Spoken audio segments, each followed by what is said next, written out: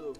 Well, one thing I have to say first, I don't really watch Nigerian football like that. But as of the case of Odion Igalo, well, even if he's back to the team, it won't make much of a difference. No offense, but I have a feeling like it won't make much difference. Okay, like let's look at 2018 World Cup.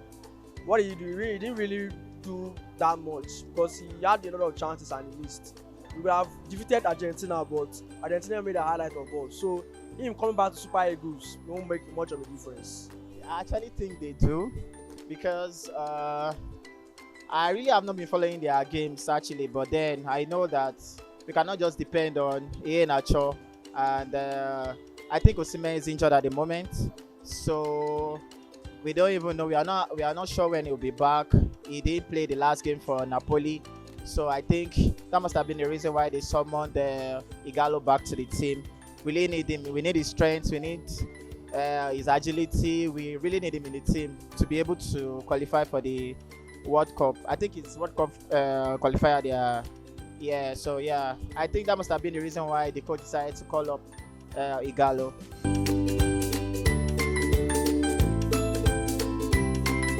Okay, their defense actually. We're having this guy Gabriel and Ben White. One of them was missing first 3 games. I think Gabriel came back and started picking, and also the formation. Okay, yeah. Oh, good question. Yeah, the Granit Xhaka got injured, so it enabled the coach to know that Sambi Lokonga is much important in the game. You need to start. You need to make that boy available anytime you want to start. Like he needs to be on the pitch from the beginning of the game. That is the like of Sambi Lokonga, and then he should not use Leno. He should be using Ramsdale as the goalkeeper. So when he noticed the importance of that guy and the use of Lacazette and Aubameyang from the beginning of the game, then he started implementing them like that as a team to start a game. So there was a change and everybody loved it. Who Arsenal? Oh my, oh my God! I think about Arsenal. Well, I don't really care about Arsenal because no matter how many games they will win, they'll still be at the bottom of the table. Yeah, no matter how many games they let them win 5 games in a row, 5 winning game streak. They can't reach top 8 because of saying they want to enter Europa League or anything. So the bottom is they should just be thinking of relegation zone. That's just what they have. Well, I think when you talk about Arsenal, you're talking about a team that has got some flashes of brilliance. It's not really a solid team. I live in the UK, so they're not really a big team. They're just an average team. And well, let's see. The matches I will determine if they're really a big team or not. But left to me, they're not really in the top 3. No, they're not there to stay. Well, I think Arsenal they are doing pretty much well at the moment. And it's as a result of the fact that we're not easy on Arteta earlier. He was trying to get his team together. We had a lot of players that were out injured, the likes of Gabriel, Ben White. A lot of them, they were injured. So now that the team is all together now, everybody's back on their game. Our strikers are doing well. Our midfielders are doing very amazing. Our keeper has been very amazing. I'm sure you saw the save during the weekend. So yeah, I'm happy that we are back, and I think our group is really back.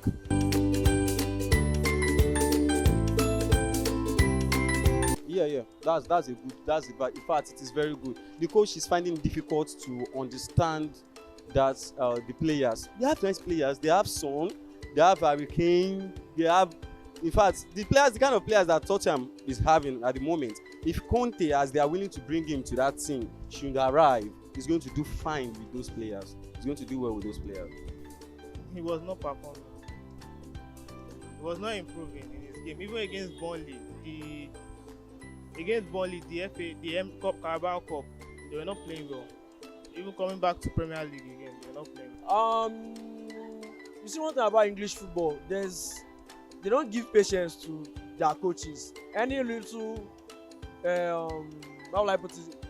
Any little like game is not going in line, they will sack you. Like looking at Ole Gunnar Solskjaer, Man U's coach, at least they are still giving him some time because they've seen at least a little bit of improvement in the team. At least last season they made them Europa League final, so they are still giving him some hopes that he can still like still make for a better team. But that's it, they are still looking for options of sacking him. So for Tottenham Hotspur, they've sacked like 3 coaches in the last past 4 years. So him sacking him just like that, well, I just feel like that's way just because Tottenham Hotspur have not been having good game. They have been losing right on time. So them sacking him, I felt well, that's the team's policy. And if it's fine about them, well, they should go for it. Ah, okay. So I really feel bad for Nuno, but it's investment on the long run. Football is all about investment. If you buy someone and you're expecting results and they are not delivering, I think you really have to let them go. There are a lot of good coaches out there right now. We have Conte. I think they are going for Conte. It should probably be announced today. And there are other coaches out there too that can really deliver for, because they have not been winning anything, no trophy since forever. So they need somebody that is trophy oriented, that can give them results. So I really feel for him, but I think he really had to go because they were not doing well. They didn't even get a shot on target against Man U. So yeah, I think it was justified. Yeah.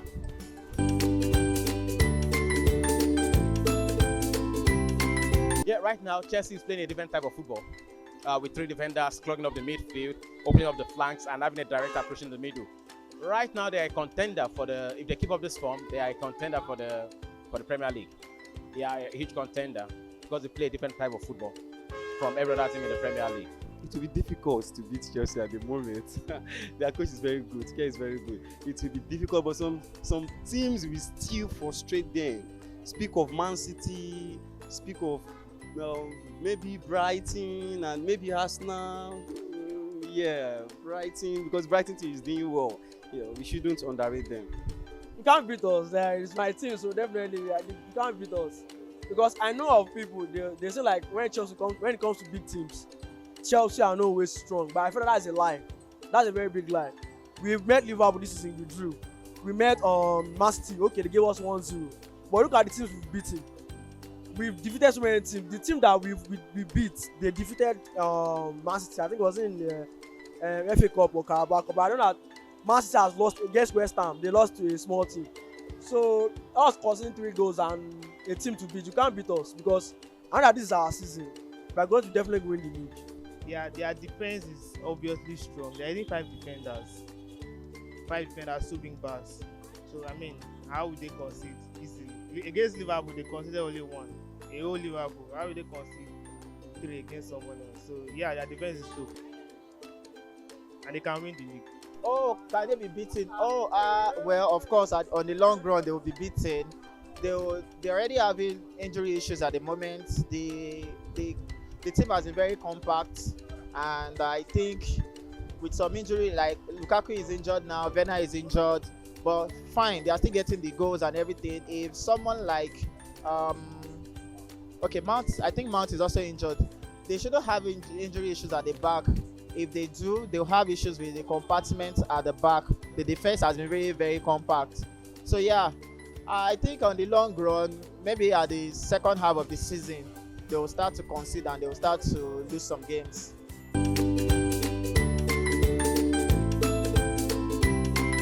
Oh, up to now, when I discuss with people about that match, I don't know. I'm still unable to find the fault in that match, the fault in that team. They have good players. Their coach is not bad. That coach still give them results. Their previous match, I can still remember they defeated Tottenham 3-0, 3-0.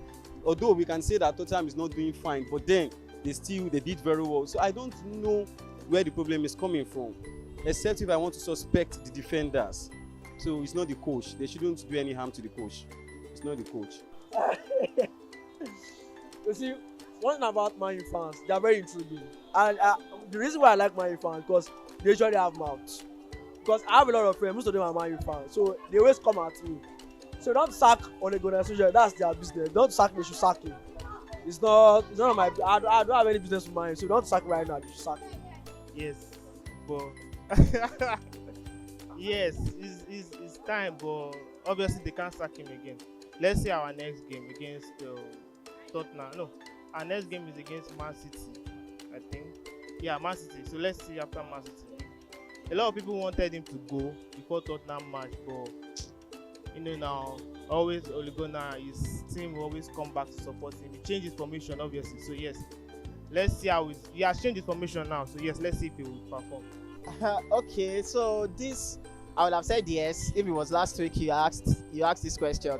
But yeah, they got their groove back kind of because they won 2-0 against 3-0 sorry against Tottenham over the weekend. So and that was the reason why Nuno was sacked, by the way. So yeah, I think they will probably give him another 5 games, 6 games to because they have a lot of very difficult games to come by with. So I feel on the long run they might still sack him, but I'm sure he has gotten himself some grace at the moment after beating Tottenham 3-0. Oh, you said Manchester City. Well, City is close to my home. Old Trafford is on the southern part of town, that's far from my home. Well, that's left for the club owners to decide. Each club's got its own tough time. I think it's a time for them to rebuild the team, and it's a long-term project, so to say. It's a long-term project. It's not easy to build a team. If they can have the patience to give him a bit of time, fine. But at what cost? Dropping out of the top 4, they might not have that patience. Just like my team right now, we don't have that patience. We're sitting on the ninth position in the La Liga, and I've never seen Barcelona that bad ever since 2008 that I've been supporting that club. I lived in the city throughout the glorious years of FC Barcelona, 2009 to 2020. I left the city last year and I was still there last week Monday before I flew back to Manchester and down to Lagos. So seeing that team in that position is making us feel bad, but then we still stand by this team. So if the fans can stand by them, if the management feels Ole is doing a good job, fine. But left to me, they've got some unstable performances.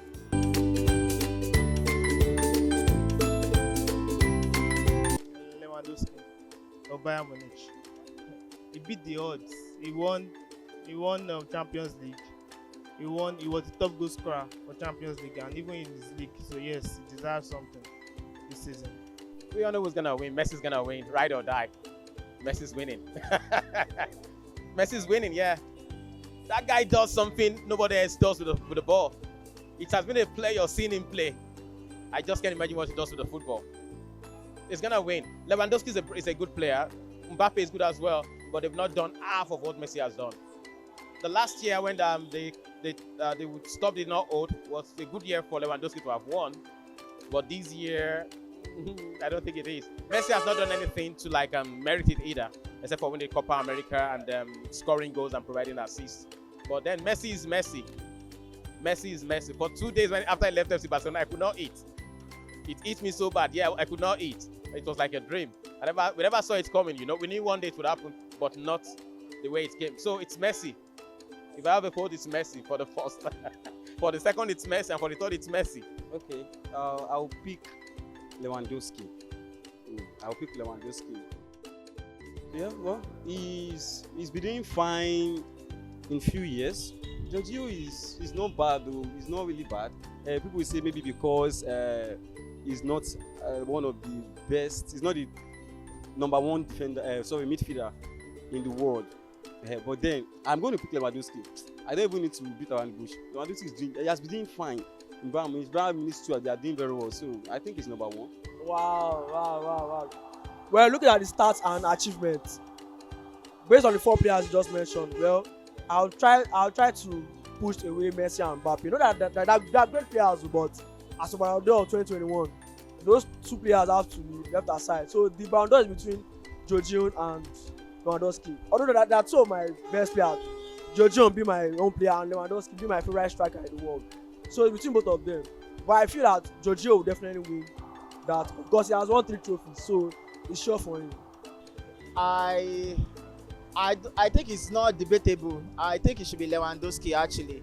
He has been very amazing. They won the Champions League. Chelsea won the Champions League.